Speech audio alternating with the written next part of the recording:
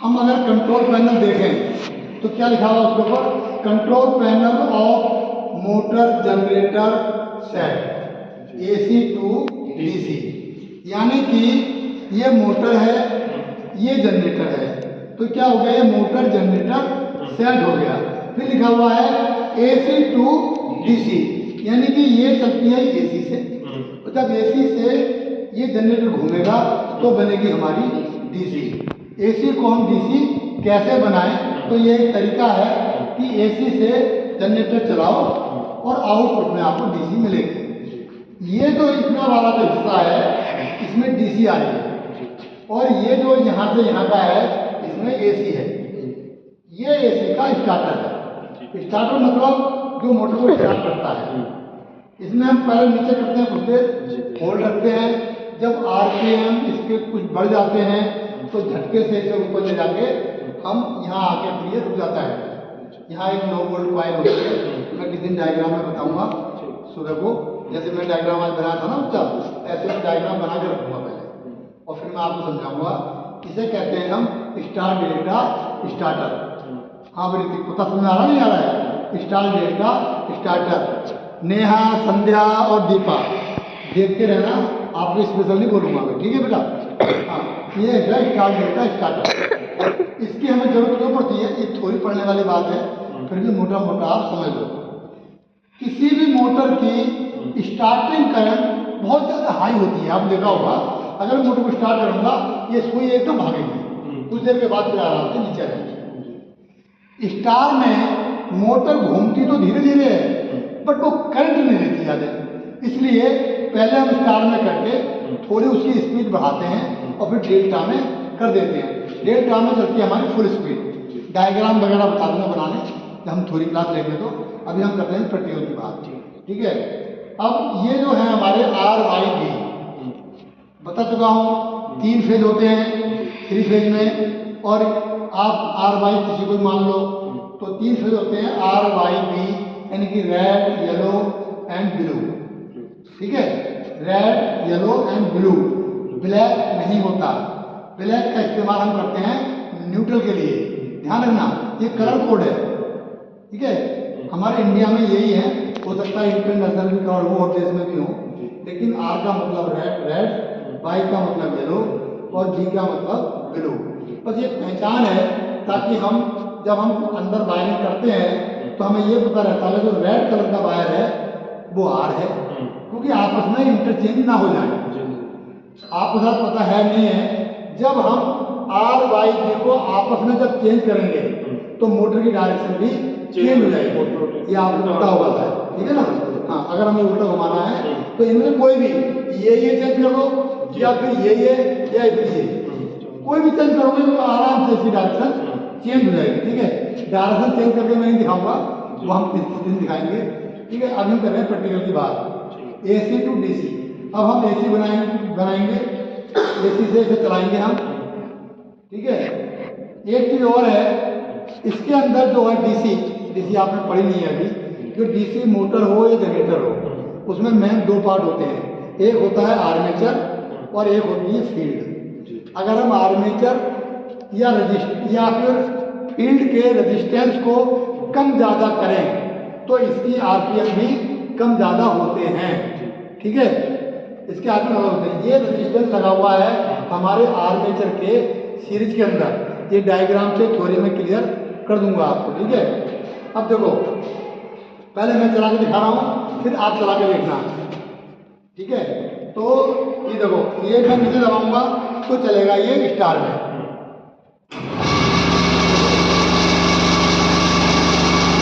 आपने ये चीज नोट की, स्टार में चला रहा हूँ, उसके बावजूद भी ये सुई बहुत तेजी से ऊपर जाती है। ध्यान देना बच्चों सारे, ये सुई एकदम तेजी से जाएगी, इसका मतलब स्टार्टिंग करंट बहुत ज़्यादा हाई होती है।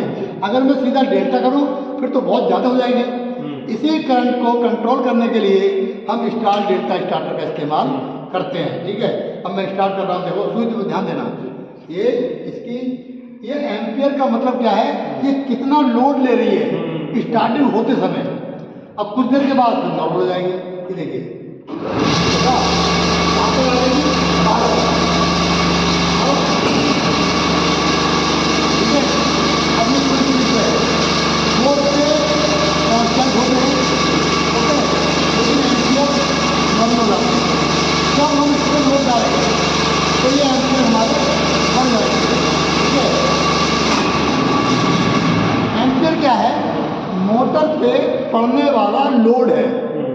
अब जैसे सपोज गांव में कुट्टी काटने की मशीन होती है, चारा काटने की, अगर उसमें हम ज़्यादा चारा घुस देंगे तो क्या होगा, वो मोटर लोड मान जाती है।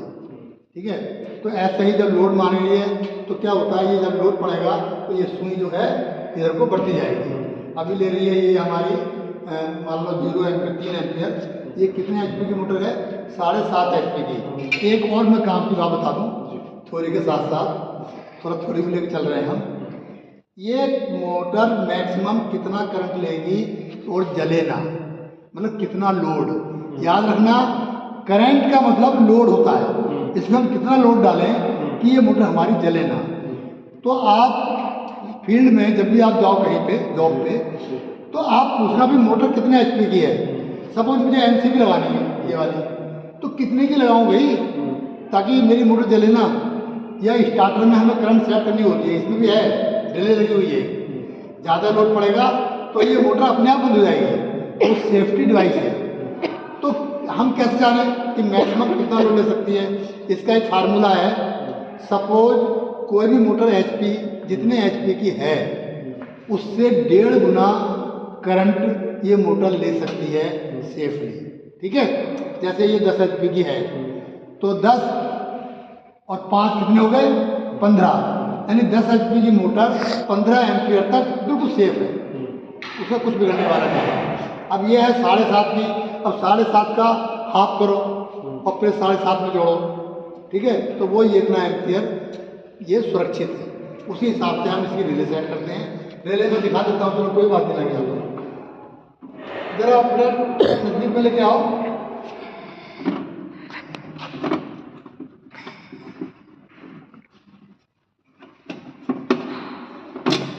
ये देखो, ये है लगी हुई रिले, दिखाओ बेटा इधर दिखाओ।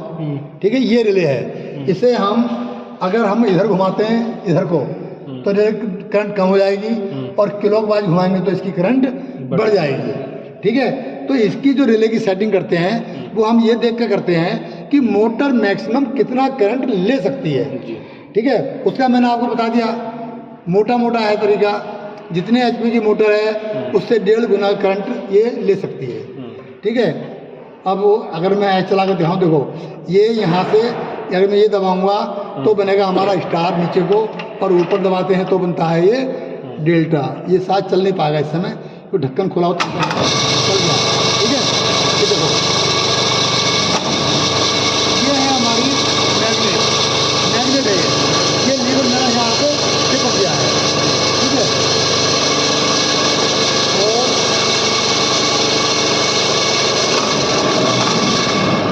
क्लियर है बात। मोटर में से 6 तार निकलते हैं।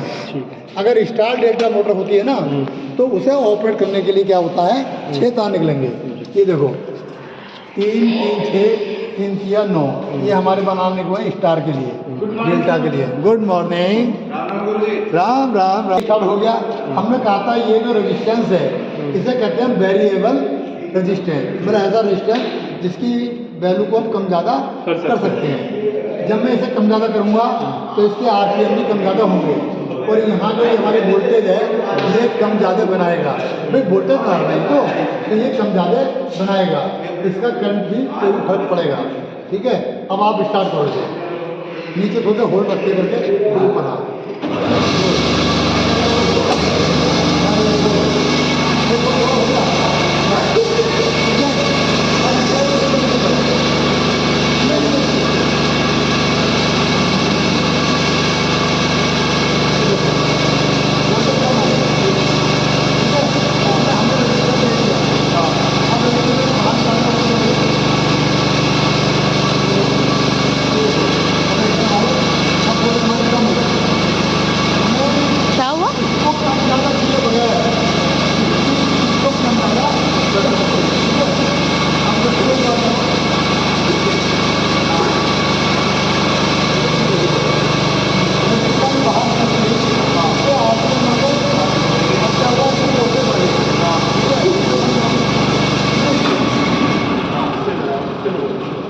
ठीक है, ऋतिक आप भी चला कर देखो, कहोगे आप हमें चलाया नहीं।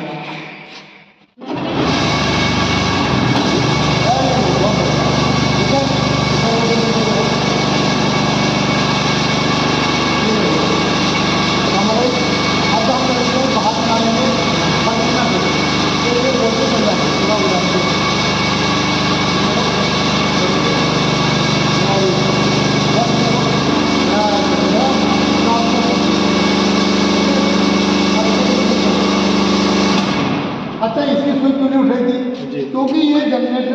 लोड ही नहीं पड़ रहा। तो लोड पड़ेगा तो ये मशीन उठ जाएगी आपको। ठीक है, ये इसकी एमसी वगैरह ये देखो, अब मैं गिरा दूंगा, आप चलाओगे तो इसमें कुछ भी नहीं होगा, क्योंकि हमने इसका सर्किट कट कर दिया है। जब तुम चलाओगे बेटा कोई नया चलाओगे, हाँ चलाओ।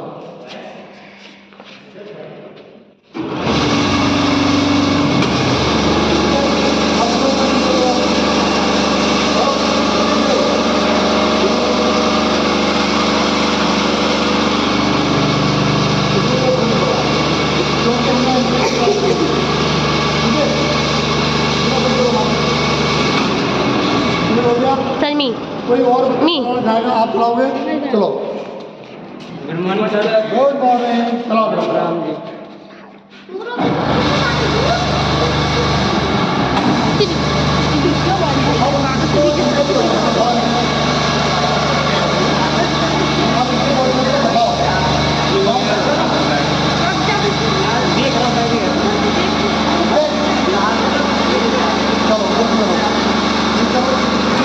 कोई और चला के देखेगा, कोई और चला के देखेगा। काम क्या है सर जी इसका, पहले ये बता दीजिए। हैं? इसका काम क्या है? अब तुम देर से आए हो ना यार, इसे कहते हैं टाइम से जाओ। अब मैं सारा बता दिया। सर जो गाड़ी बताया ना वो घुमा गाड़ी घूमने काम आती है, ठीक है। ये इसका काम क्या है, ये एसी मोटर है, ये डीसी जनरेटर है। एसी से डीसी कैसे बनती है ये बना रहा है, ठीक है। यही बात है, इसे पढ़ लो। और control panel of motor generator set, AC to DC, ये मोटर जनरेटर सेट है। ये मोटर है, ये जनरेटर है। अमर बेटे एक बात मैं और बता दूँ आपको, ये जनरेटर होता है और हम वैसे साइंस की भाषा में इसे मोटर नहीं बोलते, प्राइम मूवर बोलते हैं। ये प्राइम मूवर कुछ भी हो सकता है, जैसे इंजन हो सकता है, diesel engine, petrol engine, turbine, तो कुछ भी चीज़ करो, इसे घुमाना है तो ये प्राइम मूवर होता है। प्राइम मूवर कुछ भी हो सकता है। अब हमारे यहाँ कन्वर्ट हो गए, इसमें करंट बन जाएगा। हाँ, तो ये घूमना चाहिए बस। अब आप कैसे घुमा रहे हो ये और है, ठीक है। भाई ये इतना इसका फंडा है, ठीक है। बंद करो, हो गया बंद, ठीक है। ओके बेटा, आप बंद करो इसे।